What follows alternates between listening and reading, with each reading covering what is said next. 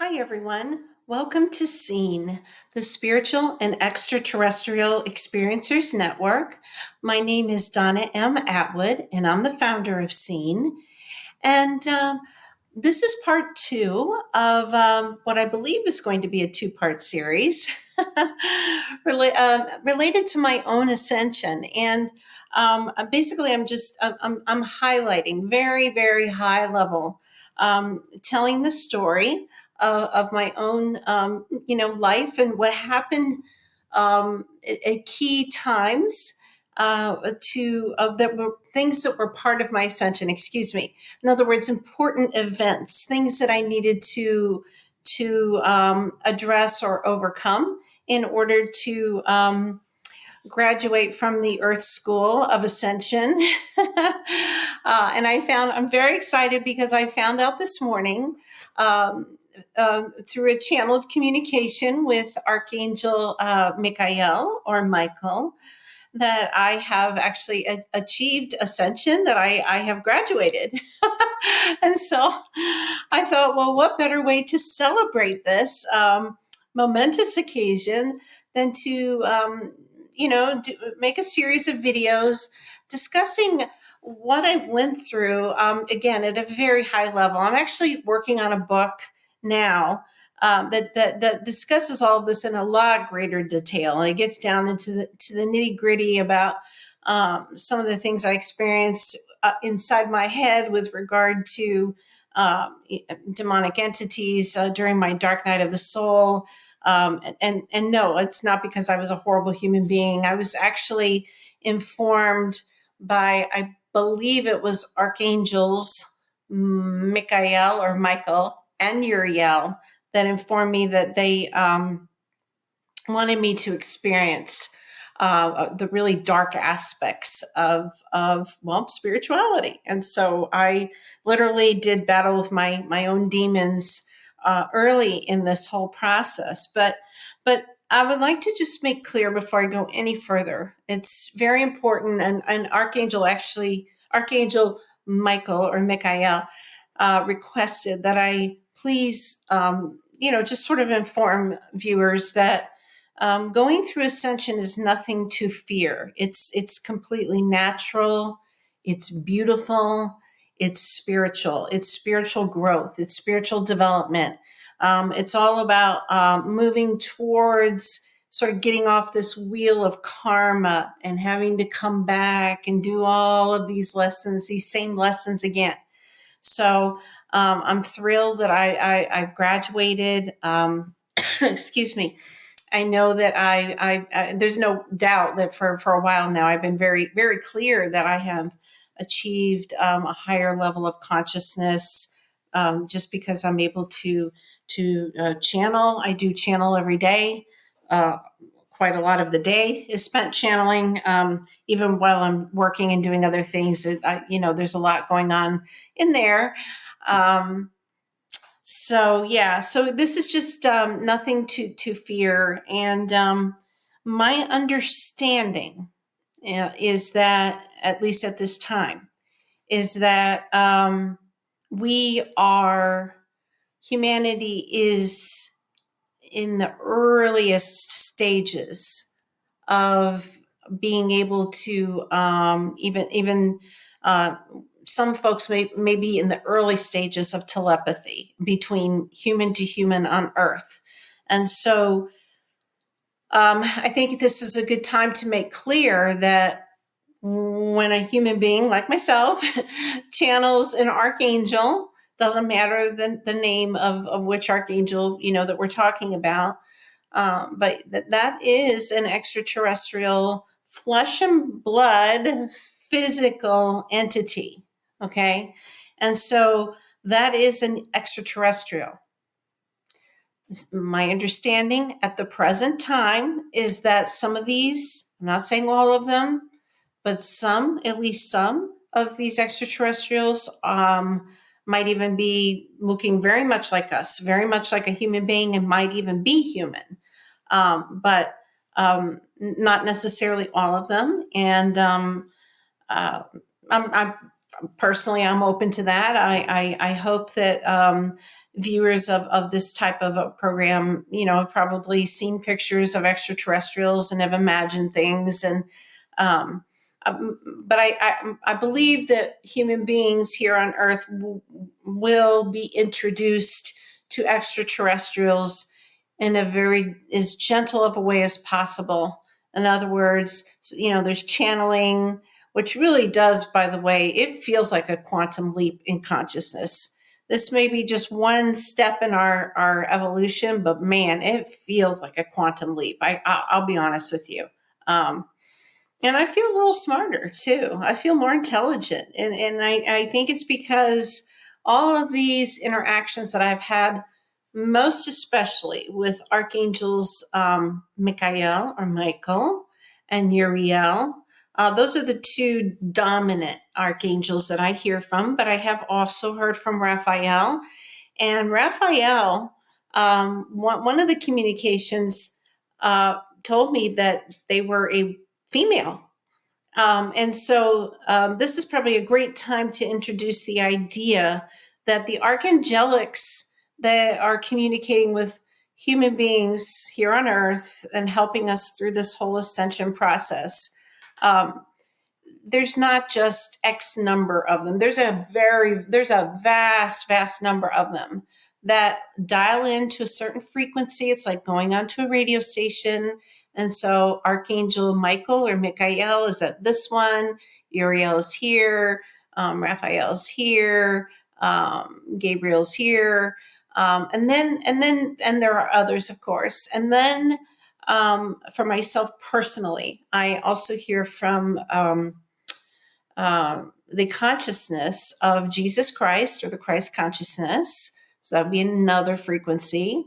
And I also hear, on top of that, in addition, I hear from the Ascended Master who came after Jesus Christ, and his name is Abdul Baha. And his energy comes in very strong. Just as Archangel Michael's has come in very strong at times, like, woo, boy, something's going on. So it's interesting. Some like with Uriel, so there could be, I'm just giving an example. This is only an example. I don't know the number of beings who tune into these different frequencies to help people here on planet Earth, as they are, working through ascension. Okay. But my understanding is there's quite a vast number of them, quite a large number. So for example, maybe there's, I don't know, let's say 20,000 minimal of each archangel I'm just making up a number. Okay. The point is that, there's a vast array of beings who are tuning into this frequency. And by the way, Michael or Michael, his job is to defeat evil or Satan on planet Earth. And so God bless him, Godspeed to him, because I've had a couple little tastes of evil as I have gone through this process, and it is no fun, and it's a very serious matter. And I really do believe that all the arrests that we've seen lately in the news and rumblings of things that have gone on with, human beings being trafficked and things with children, I'm beginning to wonder if those of us, and I'm one of them, as I mentioned in the first video,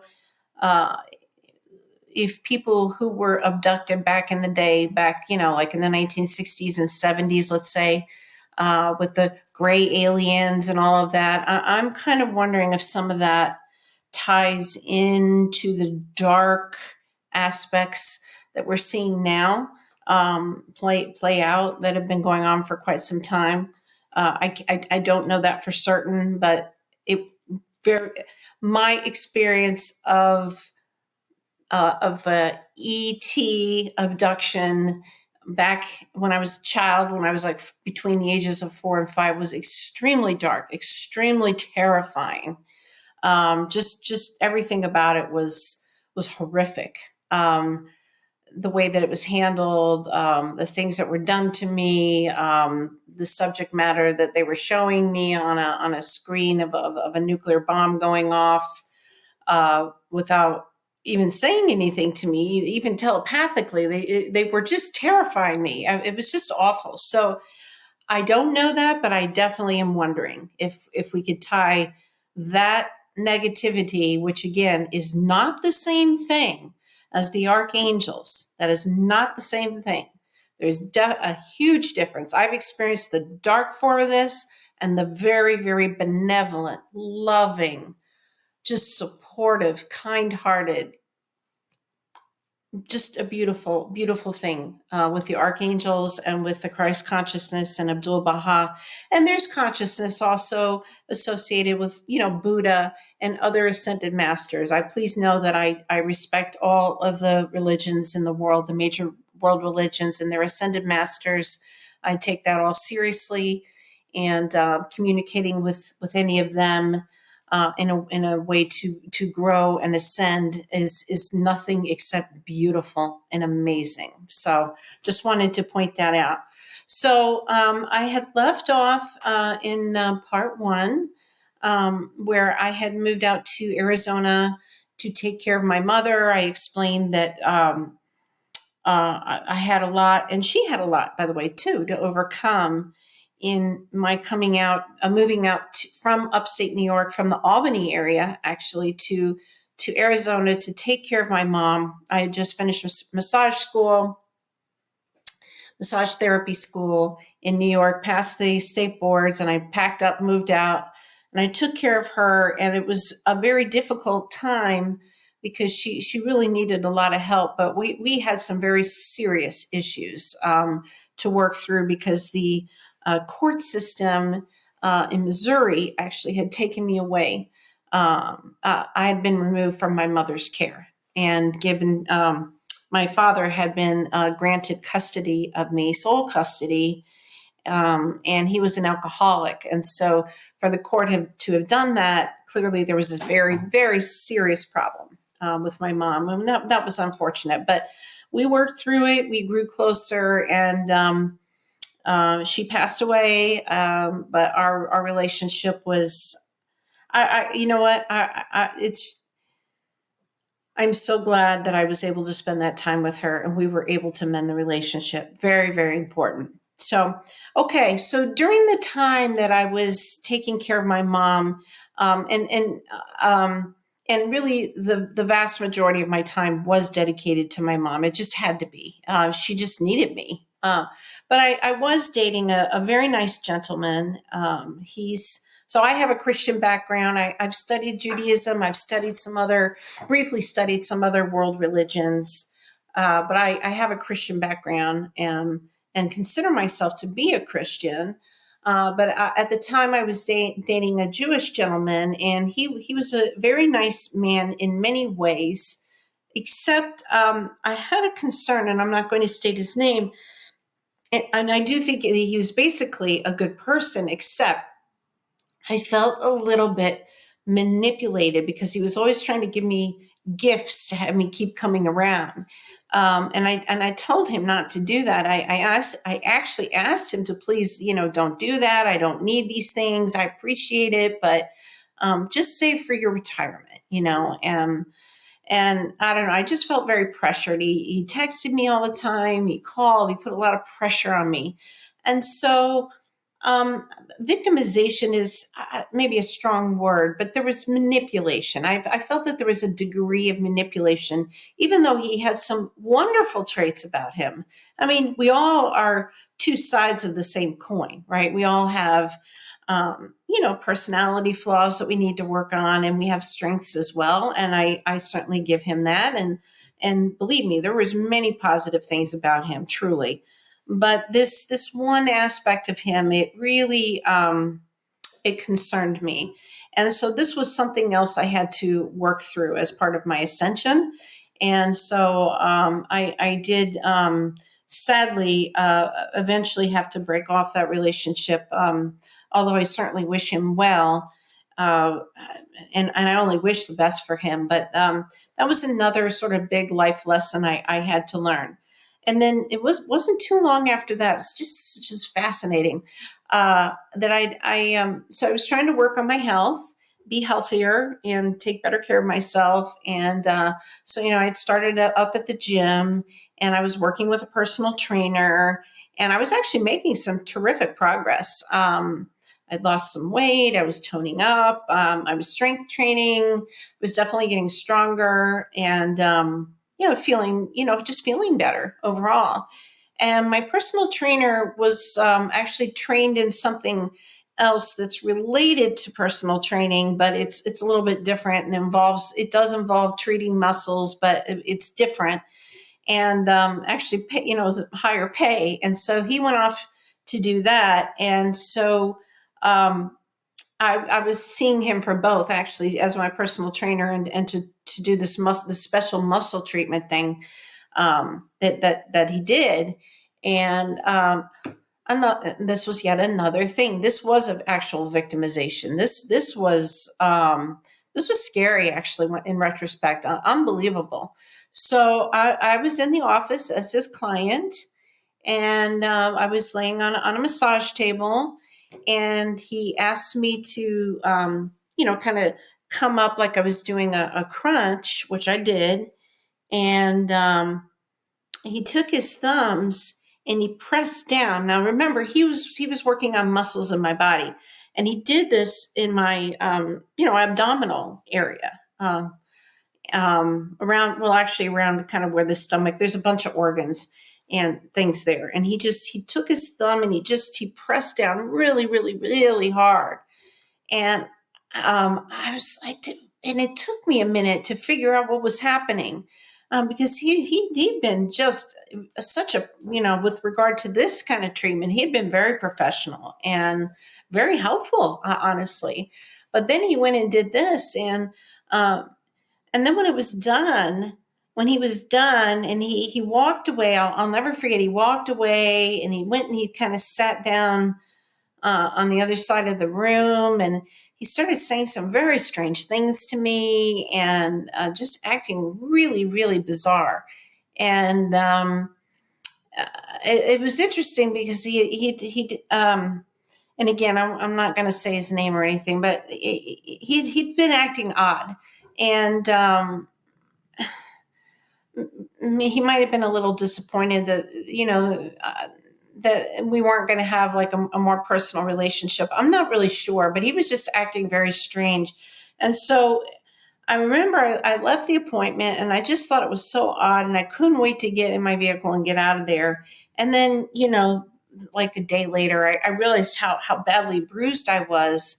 And it was, so that was just another example of a relationship that was just sort of sick and twisted, and just not just, it just wasn't right. It just wasn't, we were not well aligned. There was clearly a serious problem. And I had noticed that he'd had instances of, where he'd be really moody, and he'd seem really dark. And again, I only wish people the best. I will not say his name, privacy and all of that. But this was pretty serious, and it didn't occur to me until days later that I should have probably reported him. I did not. I stopped seeing him. Whatever was going on with him, I wish him the best. But that does not mean that I have to be a victim. So, there you go. A lesson learned. So I terminated that relationship. That was a professional relationship, and I terminated that. Um, and so, as time went on, I had things to do. I had to settle my mom's estate, and there was just a tremendous amount of work. There was just a whole bunch of work. You can't imagine. And that taught me a lot about um, interacting with professionals, attorneys, accountants, and just, a bunch of professionals, and having to get paperwork out, and, really kind of hustle, do what they told me to do, and learn everything. And then from there, I went on to purchase a home and set that up. And that was just a tremendous amount of work. And so, that taught me about being a homeowner and addressing maintenance issues. And of course, paying all the bills and everything. Because remember, I'd been married before. And so, my ex-husband and I had sort of divided up. There was a division of, tasks, the things that he did and things that I did typically. And so I had to learn to be, doing all of that myself. And so, yeah, there's just been a lot of growth.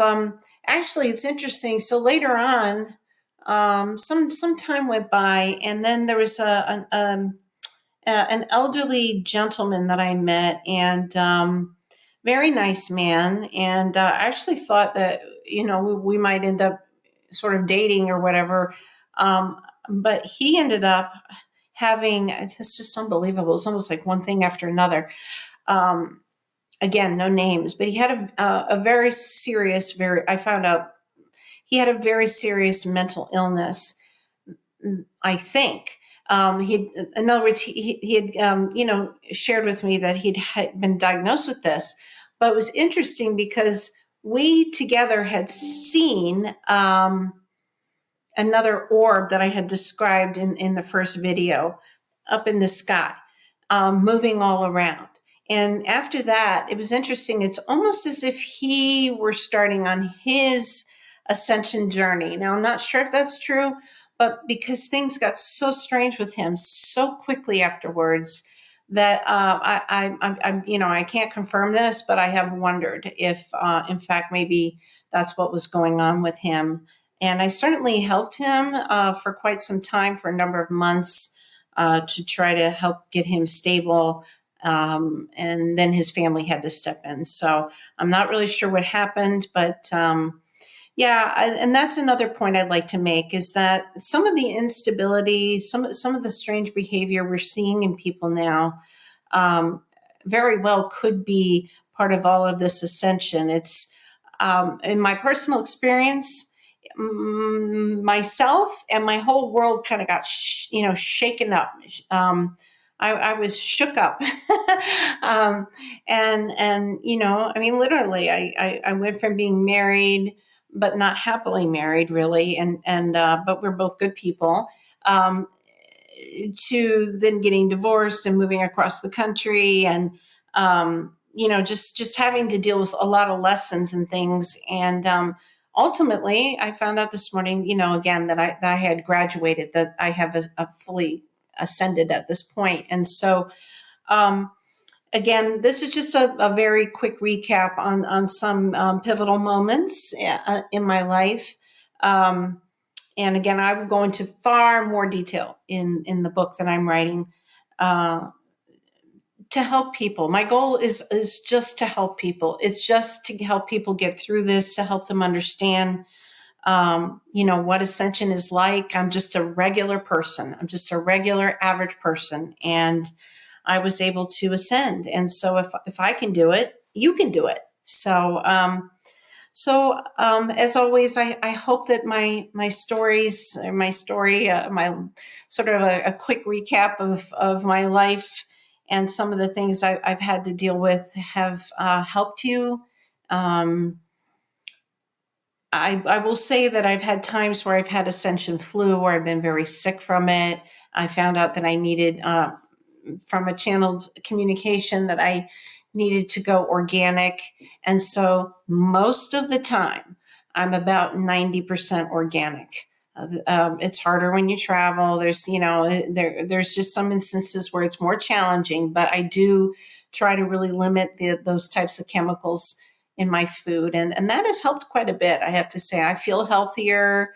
I'm thinking more clearly, and, getting some exercise, trying to, just be a little healthier. So, just learning. So basically, I've learned to overcome difficult personalities, difficult situations. I've had to heal from some very deep hurts that I've been through, but more than anything, I had to learn, I guess you would say, not to be victimized, and to, just do what's necessary. And that's kind of another hallmark of higher consciousness, is not avoiding doing what needs to be done, but actually doing it, and doing it in the right order.